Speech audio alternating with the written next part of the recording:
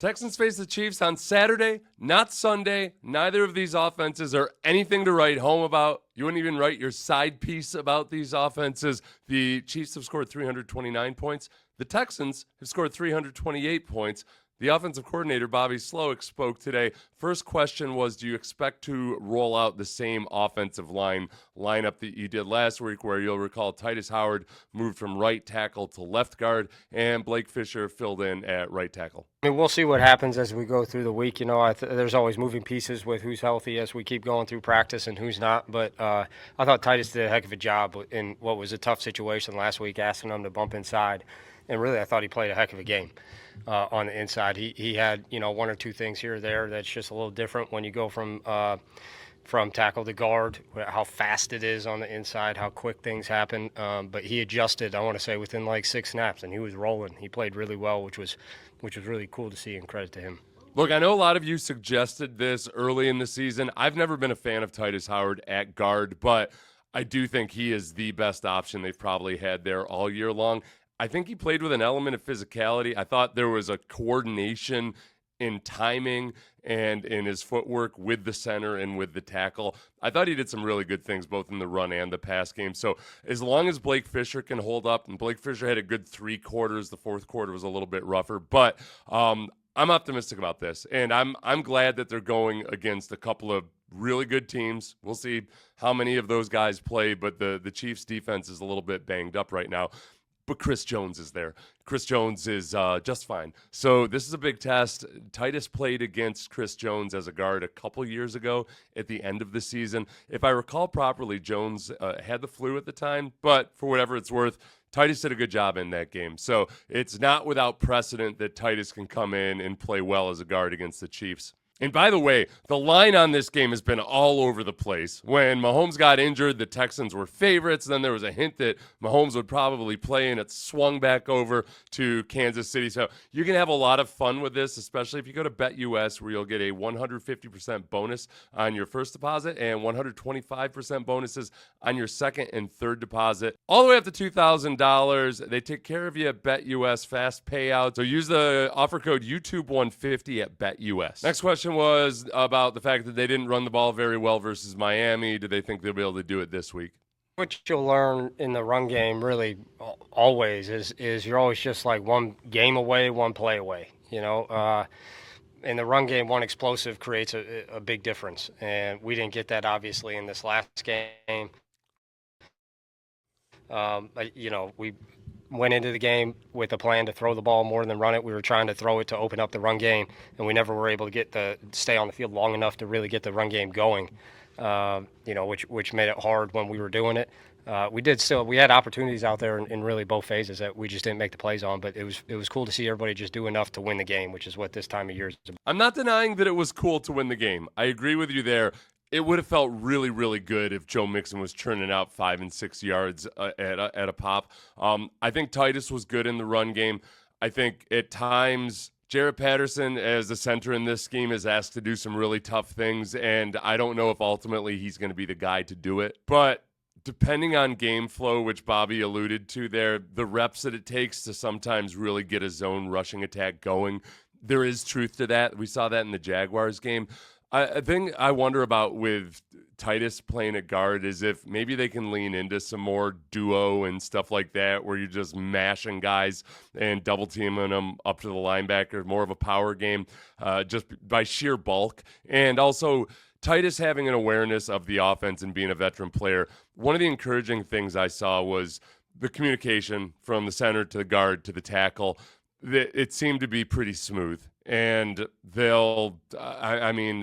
I'm not praying for a miracle that somehow all of a sudden they're going to get the run game going versus good run defenses after not being able to do it all year.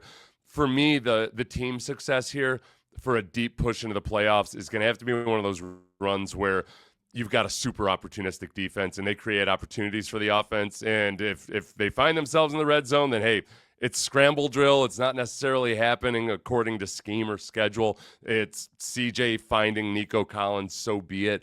But right now in my mind, it's hard to me envision a deep run that isn't weighted heavily by just defensive dominance. So no pressure.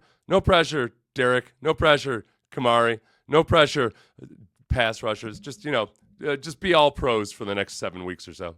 Next question was, hey, that Chris Jones feller, how do you contain him? Well, a lot of people have tried a lot of different things, which is, now you got not just this season, but really all of last season on tape to see different approaches people have taken. And like, honestly, none of them have worked. Like, he's that good. And it would be the same for us. Like, at the end of the day, for us, we got some schematic things we're going to try to do to help us out and make sure we're aware of where 95 is all the time and we're taking care of 95 all the time. But even then, eventually they do a great job moving them around, putting them in different spots. He lines like all over the front. Sometimes not even at the line of scrimmage, like he's everywhere. And if they find a way to isolate a one-on-one, then eventually they're going to isolate a one-on-one, whether it's the run or the pass game. So for us, at the end of the day, it's just how much are we going to strain and how much are we going to finish, which is going to be the message all the way through the rest. A lot of teams have tried. Nobody's done it. But, yeah, look, I think especially when it comes to Chris Jones being moved around the line, the communication is a lot better now in the offensive line than it was in the first half of the season. I think they've handled some of the things that, say, the Cowboys did with Micah Parsons, where they got to keep track of somebody and perhaps change your calls and protections based on him. It's harder in some respects to do that with a guy who can be such a force lining up inside or out on the edge. What I hope is that it doesn't get to it can't be one of those things where Bobby schemes up the perfectly ornate plan to have answers for everything, because then you take the aggression out of the players. So at times you're just going to have to block Chris Jones. And Chris will, he'll cruise at times and you'll think, oh, we're doing a good job against Chris Jones. And then all of a sudden, when it's third down or when it's in the fourth quarter, that's when he shows up. And I think the psychological steadfastness that it takes above anything else is just always being mindful that you got to block that dude to the echo of the whistle, because he can ruin your day. And it's going to be playoff time. We remember Matabike last year with the Ravens. We can't have a repeat of that. Can't go into the playoffs with the interior, a strong interior defensive lineman being able to wreck your day. But Chris Jones is still very capable of doing that. The Kansas City defense is banged up right now. They're down a starting cornerback. Their slot corner got concussed last week, Connor. So we'll see exactly what they look like. They haven't been as good a defense since their really, really hot start this year and then what they were last year as a defense, but still a very solid defense. It's the big hitters, the McDuffie. Does McDuffie follow Nico Collins around? How do you handle Chris Jones? Take care of those guys that can make life really miserable. And I'm looking forward to Nico Collins on McDuffie. Next question was about the Chiefs' ability to disguise their safeties pre-snap and how does it affect your offense? And again, I think when you face defenses, like go back to the Vikings, that are really good at showing different things up front and then shifting completely at the snap, the Chiefs are good at that part of it. When you don't feel good at all about your left guard and his ability to pass protect, it's really hard to protect your guard without becoming vulnerable to things like blitzes off the edge and whatnot. I think having Titus in there hopefully provides a little bit more ability to just sometimes play it vanilla, take what comes to you. You don't have to do full turn protection and all these other things that make it kind of easy for smart defensive coordinators, and Spagnuolo's one of the smartest out there, to almost force your hand and to know where to blitz and where the soft spots are going to be. So I'm encouraged that they're going to handle this defense and their deception and everything they're able to do off of it better than they were able to handle it back at, say, the Minnesota game or some of those earlier games. So a huge test, but I do feel better about it with this offensive line constructed the way it is right now. So the next question, Landry Locker asked about the value of a bye week for the offensive coordinator and what do you learn. Bobby gave an answer about saying, hey, we figured out what we do well. And then Landry, without any passive aggressiveness, said, well, so what do you guys do well? And I swear, he did not ask that passive aggressively, but it's impossible for us as Texans fans to not hear it that way or to read it in the transcript that way. What would you say y'all do really well? Yeah, well, I can't give all the secrets, but I would say explosives would be the number one thing. If you keep it fairly generic, our quarterback's really good at throwing explosives. We got really good skills. We got a really good running back. We got a great tight end. We got guys that can stretch the field if they need to, and also can catch the ball underneath and run for it. I think, like, if you take out last week, which I don't know if we had an explosive, maybe we had one. And yet we still are ranked like sixth in the NFL going into last week. We were somewhere in the top three, and we've been there pretty much the entirety of the last year and a half. So that would probably be the number one thing that jumps out. Okay, this is where it grates against me, because as I'm listening to that, I'm thinking, well, yeah, when Nico Collins goes superhero or Joe Mixon goes superhero and creates on his own, they get some explosive plays. They had an opportunity for one with John Mechie, but John Mechie couldn't reel the ball in.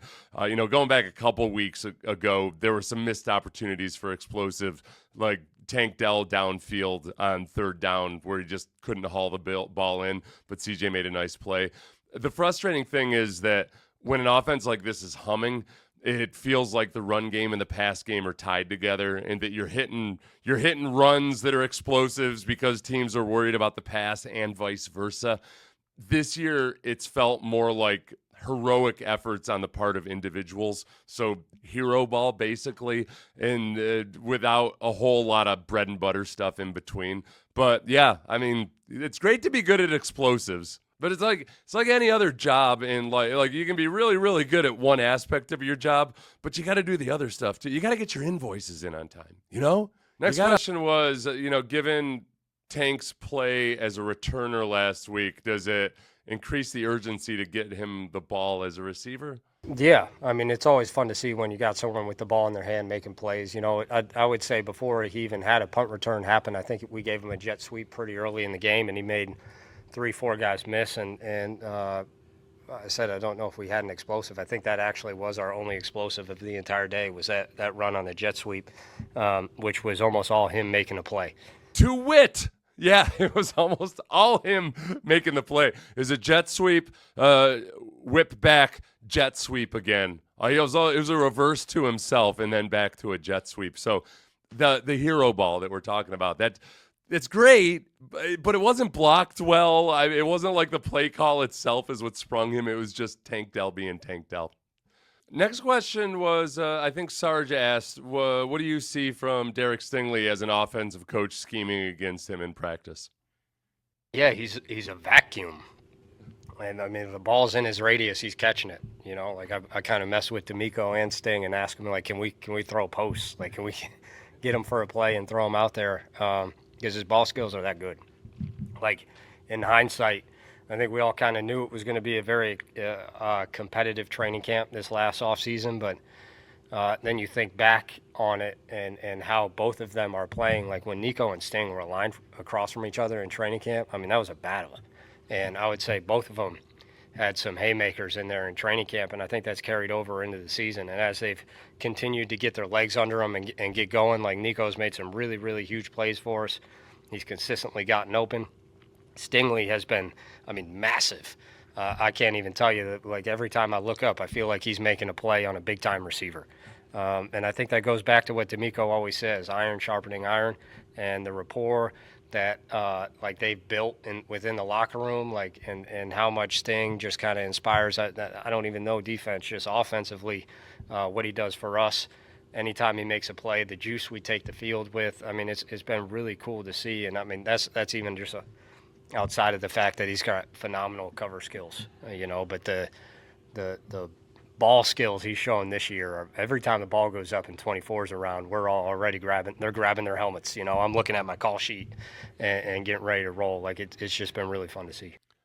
Yeah, defensive backs are the athletes that I'm most jealous of on an NFL field, just because of their ability to be, if it's a guy like Stingley, to be so in control in multiple different directions. But then in the case of Stingley, especially by defensive back standards, his ability to make plays on the ball, to track the ball, to be aware of both the receiver, the ball, the timing on the play, it's elite, man. And he's still young. If he can just stay healthy, the sky's the limit, because this is a guy that's playing in so many ways like a guy who's a complete master of his craft, and he's going to keep getting better. So really cool to see. Really cool to see Kamari be able to work with him. That part of it I'm excited about. I'm excited about this game on Saturday. I'm glad that Pat Mahomes is probably going to play. For one, like, Andy Reid can do some damage with a guy like Carson Wentz in just 1 week of playing him, where maybe he calls 25 designed QB runs or something. It could be Andy Reid is the last guy I want to face with a brand new wrinkle on offense. But Carson Wentz would probably, wither back to whatever his baseline level is if he had to play extended time. But man, Andy Reid could probably do some damage with him. But then also, I want to see Pat Mahomes. I want to see Lamar Jackson. I want to see Derrick Henry. I want to see all these guys before you get into the playoffs, because iron sharpens iron and so forth.